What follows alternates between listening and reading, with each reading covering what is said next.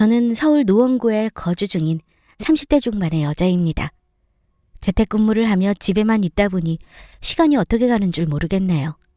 예전에는 봄, 여름, 가을, 겨울 4계절이 있었던 것 같은데 요즘은 여름, 겨울 2계절밖에 없는 것 같죠. 글을 쓰는 지금도 갑자기 너무 더워진 날씨 탓에 저는 선풍기를 꺼냈답니다. 이맘때면 주말마다 등산이나 경기도 외곽으로 나들이를 가곤 했는데 요즘은 그러기도 귀찮네요. 그냥 편한 옷 입고 거실에 들어누워서 캔맥주 한 캔을 먹는 게 가장 편합니다. 맥주를 마시면서 유튜브 사연 채널이나 영화 리뷰를 보는 게 제 가장 큰 휴식이죠. 그 젊은 나이에 집에 틀어박혀서 뭐 하나 하시겠지만 남자라면 아주 치가 떨립니다. 왜냐고요? 전 남편과 그 사람의 어머니 때문입니다. 다행히 주위 사람들의 조언 때문에 혼인신고를 하지 않았던 터라 서류상에는 남지 않았네요. 서류에는 남지 않아도 마음에 남은 상처는 어떻게 치유가 되지 않는 거 있죠. 크게 슬프거나 괴롭진 않은데 문득문득 그날의 상처와 충격이 머릿속에 떠오릅니다. 오늘 글을 적게 된 이유도 여기에 있어요. 이렇게 글로라도 이야기를 하고 나면 꽤 많이 털어낼 수 있을 것 같아서입니다. 편한 친구들이라 생각하고 제 이야기를 있는 그대로 털어놓을게요. 잘 들어주세요. 짧고도 강렬했던 제 결혼 생활을 들려드리겠습니다. 저는 2년 전 동갑내기 남자와 함께 2년간의 열애 끝에 결혼을 하였어요. 남편은 IT 계열 대기업에 종사, 저는 디자인업계 대기업에 종사하고 있었죠. 함께 있을 때면 꽤나 즐거웠고 편안한 사람이었기에 이 사람이다 라는 생각으로 결혼을 하였습니다. 부담 갖지 말고 우리 막내딸 시집 가는데 이 정도는 해줄 생각이었어. 제가 너무 죄송스러워서. 어이구, 죄송스럽긴. 성민이, 너는 우리 소연이랑 잘 살 생각만 해. 딸 부잣집에 아들 들어왔다고 생각하고, 알았지? 우리 잘 지내보자, 최서방. 네, 감사합니다. 장인어른, 장모님, 저 소연이랑 잘 살게요. 앞으로 잘 사는 모습만 보여드리겠습니다. 저희 신혼집은 친정부모님이 해주셨어요. 누가 집을 하든 누가 혼수를 하든 그런 건 저나 저희 부모님이나 개의치 않아 했어요. 두 사람이 잘 살기만 하면 된다 라는 생각뿐이었죠. 사실 반반이라도 하면 좋았겠지만 남편이 돈을 많이 모으지 못한 상태였어요. 시댁 형편이 좋지 않았던 게 가장 큰 이유였죠. 아버지가 나 초등학교 때 돌아가셔서 엄마랑 나 둘이서 계속 살았어. 그래서 그런가 나는 소연이 내가 참 부럽기도 하고 괜히 우리 집이 창피하기도 하고. 에이, 그런 게 어딨어. 자기가 이렇게 잘 큰 게 누구 덕이야? 다 어머니가 잘 키워주셔서 그런 거 아니야? 그런 생각 하지 마. 남편은 식구가 단출했어요. 시어머니와 남편 단 둘뿐이었죠. 남편의 집안 형편을 몰랐던 건 아니었습니다. 소연아, 결혼하기 전에 너한테 솔직히 얘기하는 게 좋을 것 같아서. 본격적으로 결혼 준비를 하기 전 남편은 제게 자신의 모든 상황이나 형편을 솔직히 얘기하는 게 좋을 것 같다며 입을 열었습니다. 남편은 저를 만나기 전부터 자기가 버는 돈 절반 이상을 홀어머니가 거주하실 집을 마련하기 위해 모으고 있다고 했어요.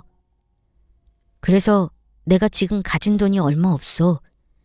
소연이 너한테 미리 말을 해야 할 것 같아서. 뭐야, 그게 뭐 얼마나 문제라고. 잘했네. 응? 너 진짜 괜찮아?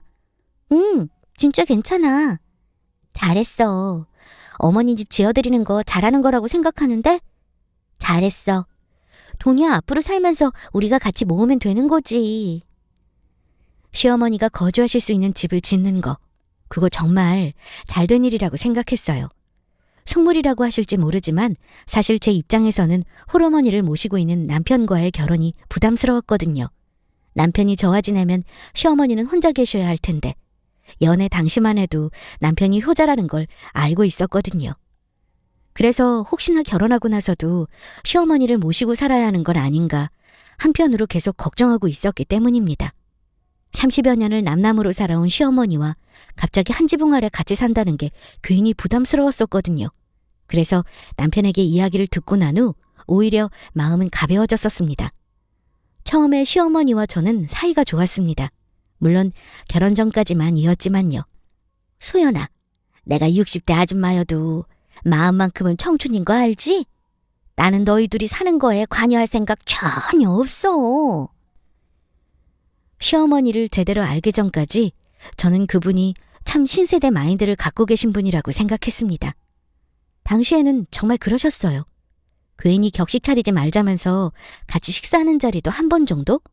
상견례까지 포함하면 한두 번 정도 되었던 것 같아요. 굳이 큰일 있지 않은 이상 가끔 안부나 묻고 지내자고 했죠. 오히려 시어머니가 그렇게 나오니 괜히 제가 더 자주 연락하고 찾아뵈려 했었네요. 참 좋은 시어머니 만났다라며 친구들도 저를 부러워했습니다. 하지만 그건 정말 딱 결혼 전까지만이었어요. 저도 저와 시어머니가 그렇게까지 서로를 미워하게 될 줄은 생각도 못했습니다. 엄마, 우리 잘 도착했어요. 응, 그럼 엄청 좋지. 어머니셔? 나도 바꿔줘. 여느 신혼부부와 다름없이 결혼식을 마치고 공항에 내리자마자 양가 부모님들과 전화를 드리는 게 첫 순서였습니다. 저희 친정 부모님께는 전화를 먼저 드린 상태였기에 뒤이어 시어머니께도 연락을 드렸죠. 소연이니? 오늘 고생 많았을 텐데 거기 있는 동안 실컷 재밌게 놀다 와. 예, 그럼요. 어머니도 오늘 너무 고생 많으셨어요. 저희만 놀러와서 어떡해요. 아이고, 됐어. 이놈의 코로나 때문에 신혼여행 제주도로 간 게 아쉽다. 아유, 요즘 젊은 애들 참 불쌍해. 아무튼 가서 신나게 놀다 와라. 집 걱정은 하지 말고. 집 걱정은 하지 말라는 저 말을 저 당시에는 귀담아 듣지 않았습니다. 아니, 귀에 잘 들리지도 않았어요. 그냥 인사치레로 하시는 말씀이겠거니 했습니다. 코로나 때문에 국내에서 보낸 신혼여행이었지만 그날의 제주도는 참 아름다웠어요. 지금도 그때의 제주도가 제 인생에서 가장 아름다운 제주도였습니다. 개떡같이 헤어졌어도 추억은 추억이니까요. 무튼 그렇게 일주일가량의 신혼여행을 즐기고 저와 남편의 보금자리로 첫 발을 내딛는 그날이었습니다. 결혼을 하신 분들은 공감하시려나요? 사랑하는 사람과의 첫 보금자리는 정말 큰 의미를 담고 있었습니다. 내 부모님 외에 온전히 나를 사랑해 주시는 사람과 내가 처음으로 함께 시작하는 공간이니 말이에요. 신발장부터 집안 곳곳의 작은 인테리어 하나하나까지 정성을 들인 우리의 집이었습니다. 그런 집에 함께 들어서는 순간이 얼마나 긴장되고 설레었는 줄 몰라요. 잔뜩 부푼 마음으로 현관을 열고 들어선 순간 저는 돌처럼 얼어붙고 말았습니다. 어머, 연락이라도 좀 하지. 그럼 집 좀 치워놨을 텐데. 저를 얼어붙게 만든 그 이유, 바로 저의 시어머니였습니다. 분명 아무도 없어야 하고 깨끗하게 정돈되어 있어야 하는 저희 집이 1년은 넘게 사람이 거주한 집처럼 어질러져 있었죠. 어머니. 저는 당황해서 어버버하고 있는데 저희 시어머니라는 사람은 아무렇지도 않게 저희를 맞이하더군요. 어떻게 잘 놀다가 왔어? 어머, 이것저것 많이들 사왔네.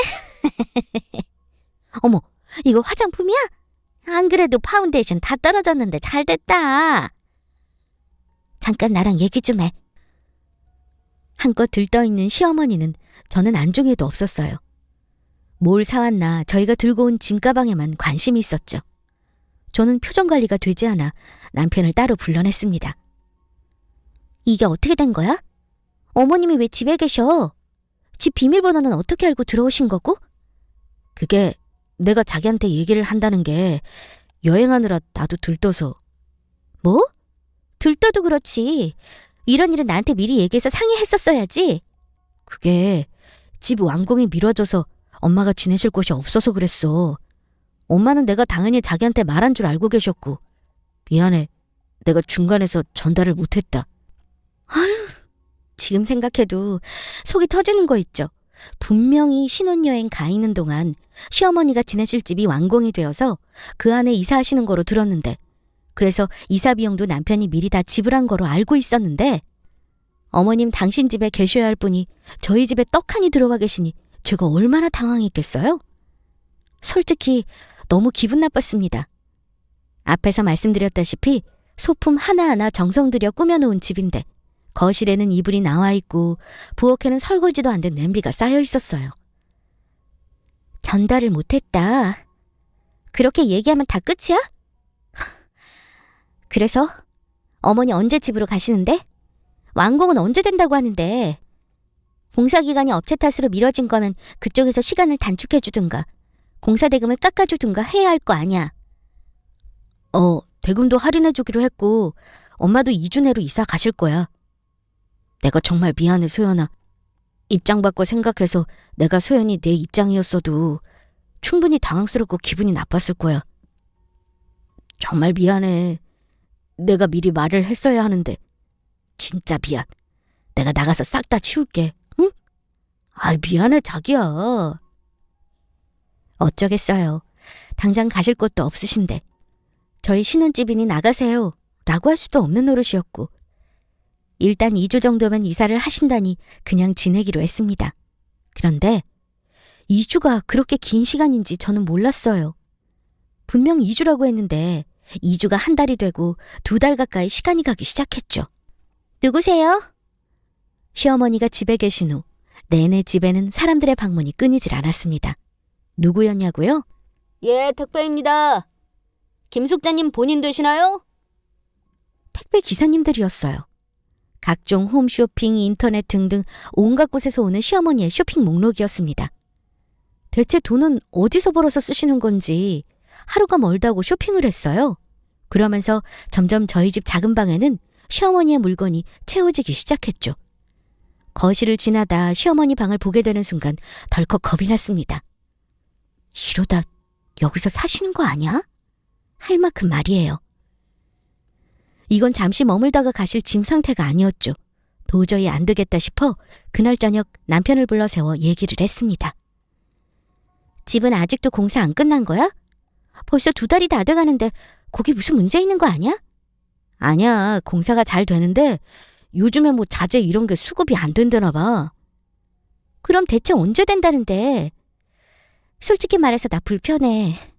당신이야 당신 어머니고 아침에 나갔다 저녁에 들어오니까 괜찮겠지만 나는 일도 집에서 하고 낮에는 계속 택배 오던 초인종 소리에 나 너무 스트레스 받아.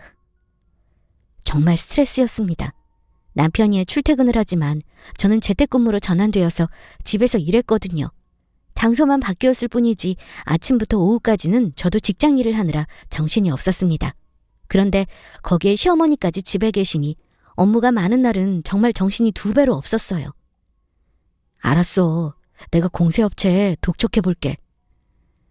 제 성화에 남편은 다음날 자기가 공사업체에 연락을 다시 해보겠다는 약속을 했습니다. 남편이 서운하게 느낄지라도 시모와 더는 같이 지내기 힘들었어요.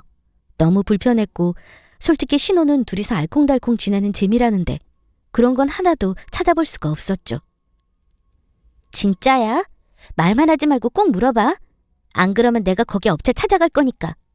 알았어요. 화내지 마시고. 그리고 이번 달부터 내 월급 우리 생활비 통장으로 들어오는 거 알지? 내가 우리 소연이만 믿습니다. 자기가 나보다 돈 관리 더 잘하니까 나는 자기만 믿어. 저희 부부는 결혼과 동시에 월급을 한 통장으로 받기로 했어요. 그런데 그 통장이 저희 부부의 첫 부부싸움 원인이 되었죠. 남편 월급이 들어오는 날이 주말인지라 그 전날인 금요일에 월급이 들어왔죠. 이것저것 공과금을 계산하려고 통장 잔액을 확인하는데 뭔가 이상한 거예요. 평소에 제가 알던 남편 월급 금액이 아니었죠. 평소 들어오던 월급보다 50에서 60만 원 정도 적게 들어온 게 아니겠어요? 씀씀이가 큰 사람도 아닌데 대체 그 돈을 어디에 쓴 건지 의문이었습니다. 그러다 그 돈의 행방을 저희 집 우편함에서 발견하게 되었죠. 사연머니 김숙자님 대출이자 금액 57만 3,420원. 1금융권도 아닌 2금융권인지 3금융권인지 아무튼 시어머니 앞으로 대출이 있었죠. 그걸 보는 순간 직감적으로 알 수 있었어요. 남편 월급이 비는 이유가 시모의 빚 때문이라는 걸 말입니다. 웬일로 밖에서 보자고 했어? 오랜만에 데이트하려고? 데이트는 무슨... 이거 뭐야? 그날 저녁 퇴근한 남편과 집 앞 카페에서 만나기로 했습니다. 아무것도 모른 채 데이트라도 하는 거냐며 웃는 남편에게 적게 들어온 월급과 시어머니 앞으로 날아온 고지서를 보여줬어요. 남편은 사색이 된 표정으로 쩔쩔매기 시작했죠. 소연아, 이게 뭐냐면.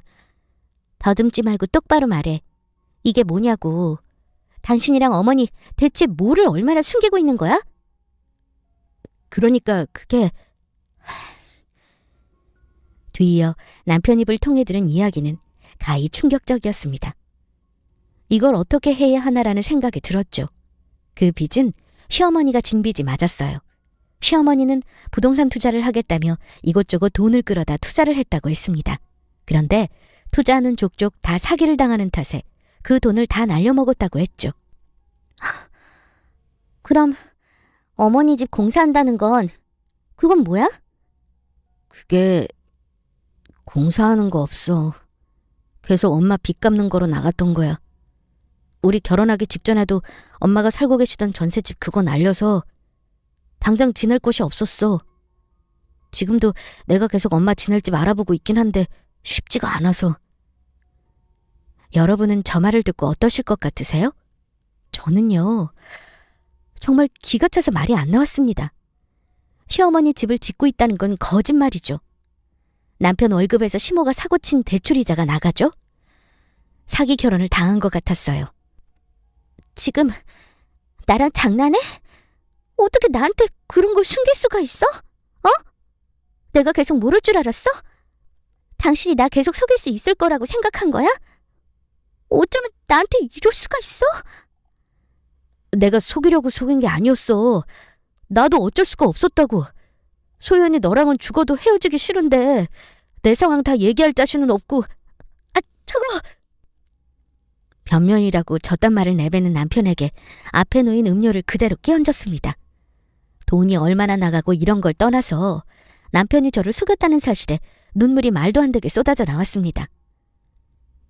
시어머니와 지내면서 제가 받아온 스트레스가 떠올라 참을 수 없었죠.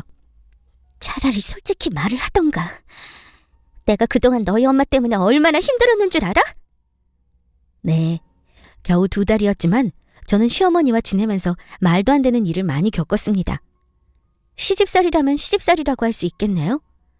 저의 시어머니인가라는 사람은 SNS에 미쳐 있었습니다. 인스타그램은 물론이고 카카오 스토리 같은 소셜 커뮤니티에 미쳐 있었죠. 미칠 거면 자기 혼자 거기에 미치던가. 저까지 끌어들였습니다. 재택근무를 하다 점심시간이 다가오면 어김없이 시모는 제게 카톡을 보냈어요.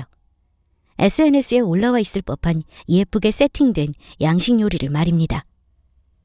예, 너 조금 있으면 점심시간이지? 우리 이거 똑같이 해먹자. 제가 오전 근무만 하고 끝나는 것도 아니고 고작 1시간 남짓 주어진 점심시간에 시모의 상화에 못 이겨 파스타며 무슨 치즈 샐러드 등등 꿀맛 같은 휴식 시간을 시모 SNS 업로드용 음식을 만들어주느라 허비했어요. 어머니, 저 조금 있으면 다시 업무해야 돼요. 어머니 혼자 드시던가 아니면 주말에 같이 해먹어요. 네? 아니, 그건 뭐 얼마나 힘들다고 너는 생색이야? 이 갖고 그냥 면 몇 분 삶고 소스에 볶고 세팅만 예쁘게 하면 되겠구먼. 참네. 말은 쉽죠. 요리만 딱 해서 먹는 거면 저도 얼마든지 좋아요. 오히려 한식보다 양식이 더 쉬워서 해먹기도 편합니다. 그런데 문제는 시어머니가 먹는 것에서 끝나지 않는다는 게 문제였죠. 이 접시에는 노란색 테이블볼을 깔아야 한다. 어디 없냐. 포크가 좀 더 기울어져 있어야 한다. 앞치마 좀 예쁜 거 없냐. 사진에 영 없어 보이게 나온다. 먹으려고 음식하는 게 아니라 보여주려고 했다니까요. 저렇게 해놓고 자기 SNS에 뭐라고 올리는 줄 아세요? 울 며느리를 위해 오늘도 만난 요리. 나는 우리 며느리 손에 물 한 방울 안 묻혀야지. 신세대 시어머니가 됩시다, 여러분. 가증스럽죠. 제가 한 걸 마치 시어머니 당신이 저를 위해 해준 것 마냥 올렸습니다. 그래도 저건 약과였어요.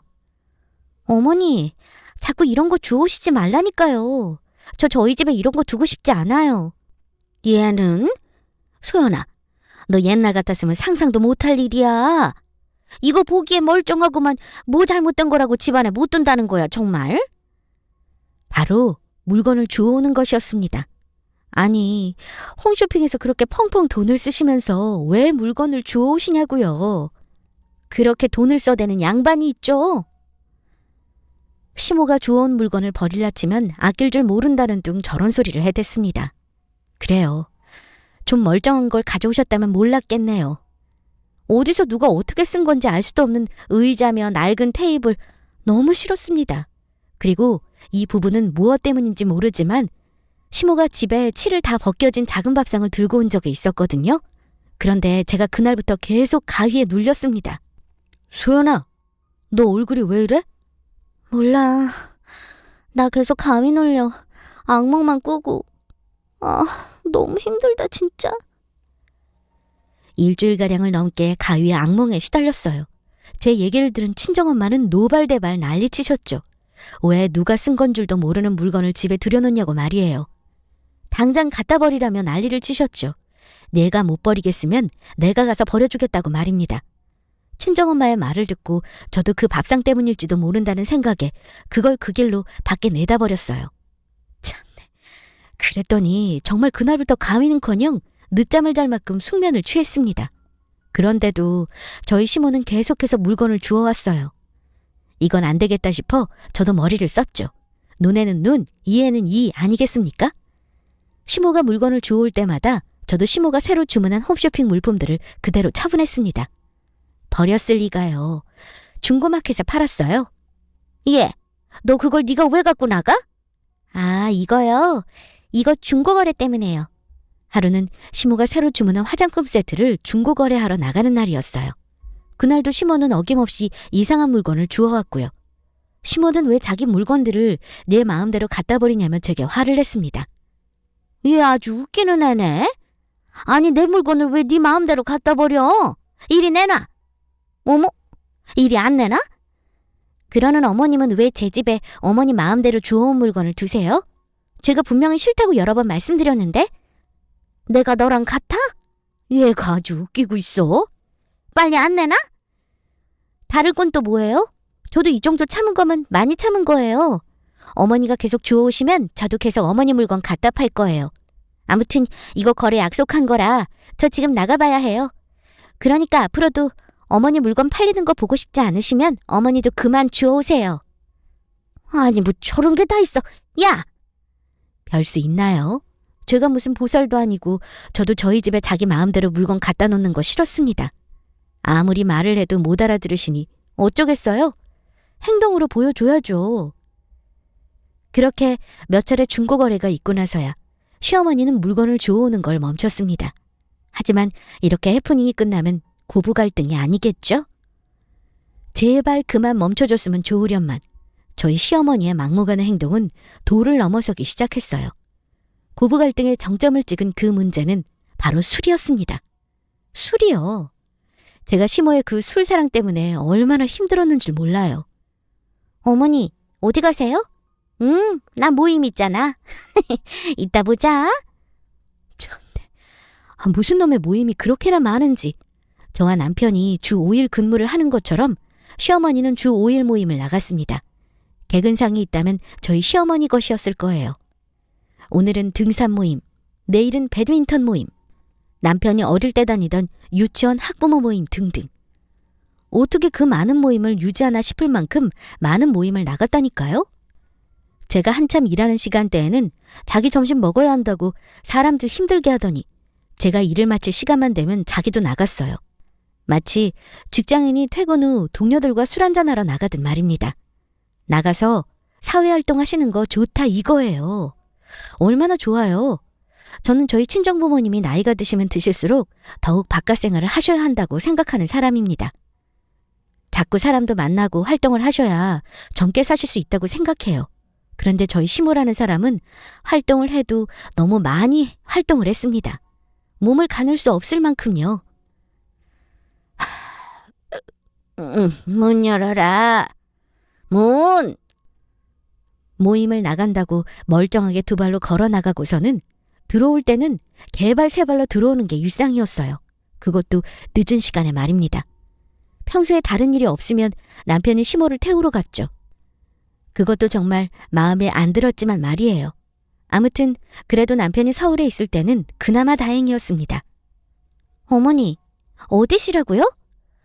저 여기 삼겹살집 횡단보도 앞이에요. 문제는 남편이 출장이라도 가 있거나 야근을 할 때였어요. 남편이 나가지 못하는 상황이 되면 결국은 제가 모시러 가야 했죠. 문제 그날은 제가 새로 맡은 프로젝트 때문에 스트레스가 심했던 때였어요. 그래서인지 생리불순까지 생겼었죠. 여러모로 몸도 마음도 안 좋은 때였습니다.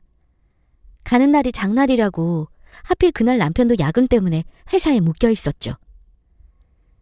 여보세요? 예, 소연아. 여기 7080인데 다 좀 데리러 와라.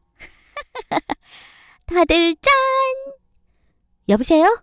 어머니, 제가 몸이 안 좋아서요. 어머니! 라이브 노래방에서 잔뜩 신이 난 시어머니는 제게 전화를 걸어왔어요. 술에 잔뜩 취해 혀가 잔뜩 꼬부라진 상태로 말입니다. 몸이 많이 안 좋은 건 아니었지만 이런저런 일로 스트레스가 많았던 터라 시어머니를 데리러 가는 그 길이 너무 괴로웠어요. 간신히 마음을 추스르고 약속한 장소인 그 노래방 앞에 차를 정차해두고 있었죠. 10분이 지나도 20분이 지나도 시어머니는 나타나지 않았습니다.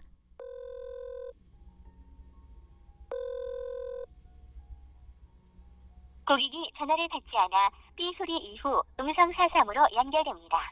연결된 후에는 통화료가 부과됩니다. 엎친 데 덮친 격으로 전화까지 받지 않으셨죠. 저도 기다릴 만큼 기다렸는데 우선은 남편한테 전화를 걸었어요. 난데 어머니 모시러 왔는데 20분이 넘도록 나타나지도 않으시고 가게에도 안 계셔. 전화도 안 받으시고. 그래? 그럼 뭐 어쩔 수 없지. 자기가 피곤한데 고생했다. 일단 집으로 가 있어. 소연이 너 요즘 몸도 안 좋은데 미안해. 남편도 저렇게 얘기하고 저도 언제까지 기다릴 수 없어서 마지막으로 그 동네 한 바퀴 빙 돌며 시어머니가 어디 있나 둘러보고 집으로 돌아왔어요. 그렇게 얼마나 지났을까요? 집 밖에서 자동차 경보음과 함께 고함 소리가 들렸습니다. 아시죠? 차에서 나는 삐삐거리는 경보음 말이에요. 밖에서 누가 싸우나 보다 하고 그냥 무시하고 있었는데 이내 저희 집 인터폰이 울렸습니다. 예, 여기 경비실인데요. 시어머니가 인사불성이신데 아유, 이거 다 늦은 시간에 다른 주민들한테 시끄럽다고 민원 들어와요. 아유, 얼른 내려와서 모셔가세요. 예? 세상에, 그 고함 소리에다가 자동차 경보음을 만든 범인이 바로 저희 시어머니였습니다. 잠옷바람에 가디건 하나 걸치고 부랴부랴 내려갔어요. 아직도 그때 생각만 하면 얼굴이 낯뜨거워집니다. 아주 요즘 것들은 말이야. 어른을 공경할 줄 몰라, 어른을. 아니, 내가 좀 데리러 오라니까 그걸 아나? 아주 세상 잘 돌아간다. 잘 돌아가. 부모가 없었으면 자기네들이 있었겠어? 응? 저렇게 고래고래 소리를 지르면서 제 차 앞바퀴를 마구 발로 차고 계신 거 아니겠어요?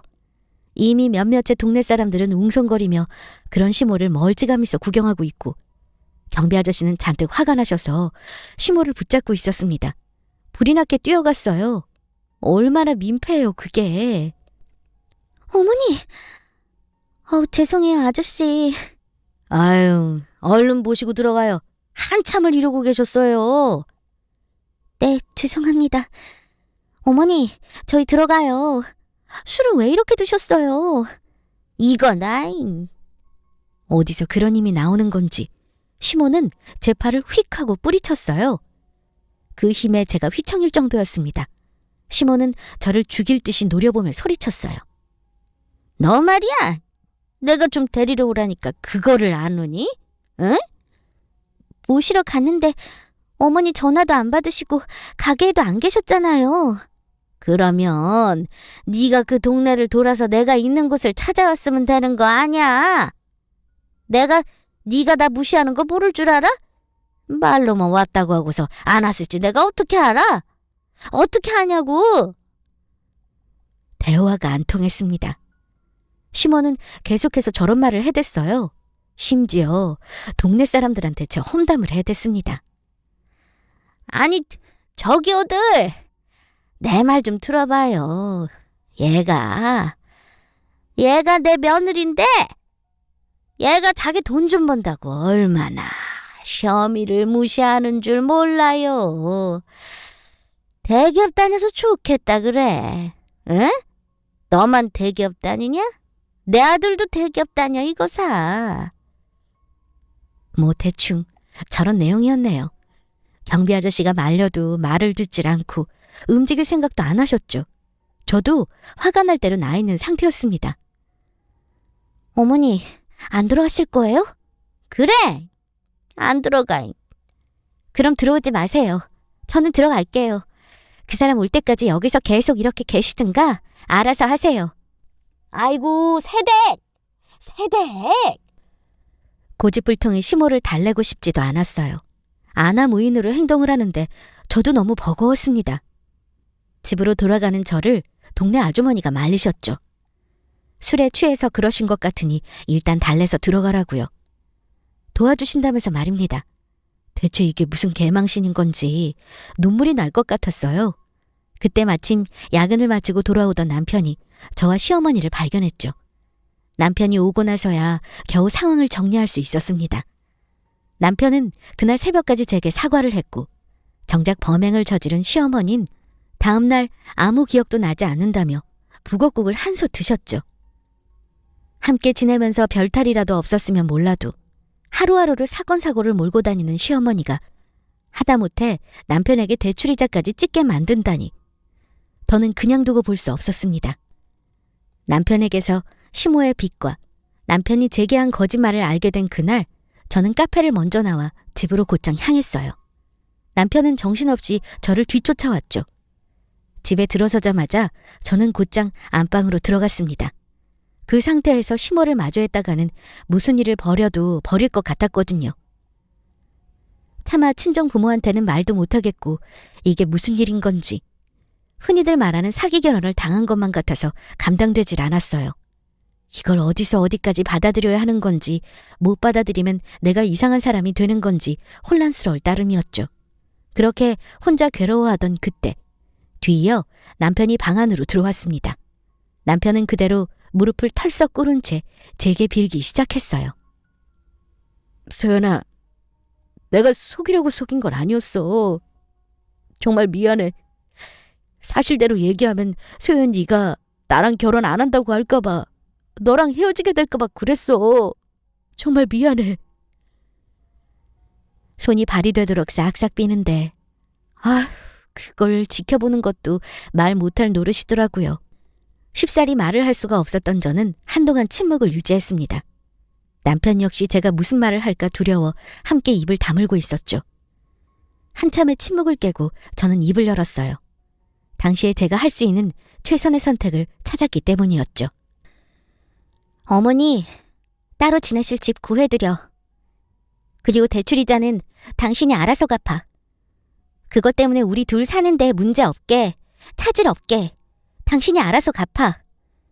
그리고 오늘 이후부터 절대 어머니 빚, 혹여나 또 생겨서 당신이 그거 다 도와드리지 마. 자꾸 도와드리는 거 아니까 책임감 없으시게 행동하시는 거야. 소연아, 다른 건 당신 말대로 하겠는데. 하겠는데라니. 사실 남편이 뒤의 말을 뱉기 전에 알 수 있었어요. 이 사람은 나보다 자기 엄마랑 살아야 하는 사람이라는 걸 말입니다. 예전에 소연이 네가 얘기했던 것처럼 엄마는 남편도 없고 자식도 나 하나인데 엄마 혼자 지내시게 하는 건 나 좀 힘들 것 같아. 이왕에 이렇게 된 거 우리가 엄마랑 같이 살면 안 될까? 내가 엊그제 같은 일 2번 다시 없게 엄마한테 얘기할게. 어? 어머니가 당신 얘기한다고 들으실 분이야? 당신이 생각하기엔 그러실 것 같아? 제 물음에 남편은 아무 말이 없었습니다. 자기도 알고 있었겠죠. 자기 엄마가 제멋대로인 사람이라는 걸 말입니다. 대답도 못할 말을 나보고 어떻게 믿으라는 거야? 나는 어머니랑 더는 같이 못 살아. 내가 당신이랑 사는 건지 어머니 뒤치다꺼리 하려고 너랑 결혼한 건지 모르겠어. 어머니 따로 지내실 집 구해. 안 그러면 나 당신이랑 안 살아. 소연아, 제발, 어? 남편이 저를 붙잡고 다시 한번 생각해보라던 그때 안방문이 벌컥 열리더니 잔뜩 화가 난 시어머니가 들어왔어요. 최성민, 너 당장 안 일어나? 네가 왜 무릎 꿇고 있어? 뭘 잘못했다고? 예, 네가 뭔데 내 아들을 무릎 꿇리냐? 그리고 내가 내 아들하고 같이 살아야지. 내가 어딜 가? 응? 내가 어딜 가냐고.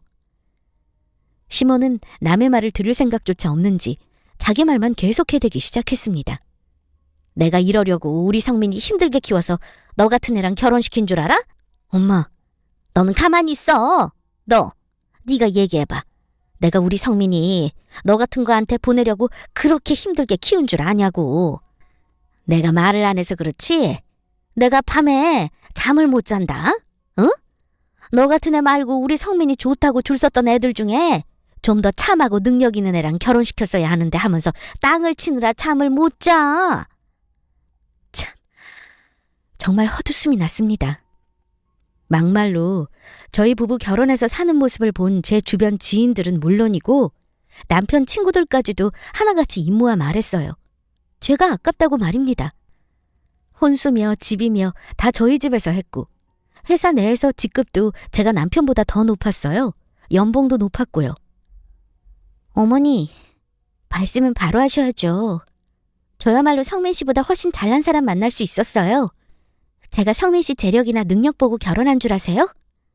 어이구, 말은 잘하지. 그래, 어디 한번 떠들어봐. 그 잘난 대학 나오신 우리 며느님 얼마나 얘기 잘하나 들어보게. 이게 아주 오냐오냐 해주니까 말이야. 어른 무서운 줄 모르고 따박따박 말대꾸야. 시몬은 계속해서 저에게 우리 아들은 너 같은 거보다 훨씬 조건 좋은 여자를 만날 수 있었다는 둥 말도 안 되는 소리를 늘어놓았습니다. 남편은 뭐 하고 있었는 줄 아세요? 그 자식, 자기 엄마 말에 동의라도 하는 건지 방금 전까지만 해도 제게 싹싹 빌던 인간이 팔짱을 낀 채 저를 노려보고 있었습니다. 야, 이소연, 너 정말 너무 심한 거 아니야? 막말로 내가 그 정도까지 사과했으면 너도 좀 같이 숙이고 들어와줘야지. 어떻게 매번 그렇게 다 네가 이겨야 한다는 태도야? 어? 나도 힘들었어. 너랑 엄마 가운데 껴서 너 기분 맞추고 엄마 기분 맞추고 나도 힘들었다고. 너 엄마가 뭐라 그랬어? 다시 한번 생각해보라고 했었지? 아휴, 내 팔자야. 하나밖에 없는 아들놈이 결혼 한번 잘못해서 인생 제대로 꼬였네, 꼬였어. 엄마, 그만 울어 좀. 가관이었어요.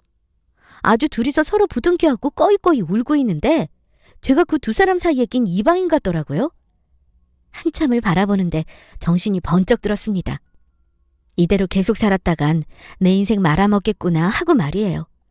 무엇보다 남편은 저랑 결혼할 준비가 되어 있지 않은 사람이라는 걸 깨달았죠. 그냥 자기 엄마랑 둘이 살았어야 하는 인간인데 남들 하는 결혼 자기도 해야 할 것 같으니 한 것 같았죠. 그런 사람이라면 저도 미련 없었어요. 저는 아무 말 없이 용달 트럭을 불렀습니다. 마침 바로 와줄 수 있는 분이 계시더라고요. 네, 기사님. 여기 1401호예요. 네.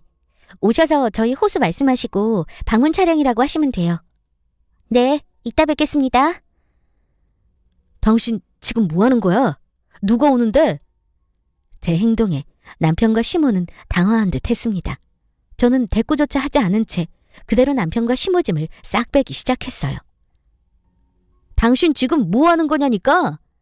너랑 너희 엄마 짐 챙기지. 안 보여? 그러니까 짐을 왜 끄집어내냐고. 얘가 너 지금 어른 앞에서 뭐 하는 거야? 응? 눈치가 없는 건지 아니면 알아서 상황을 무마시키려 하는 건지 두 모자는 대체 무슨 상황인지 모르겠다는 태도를 보였죠. 됐어. 우리 혼인신고도 안 했잖아?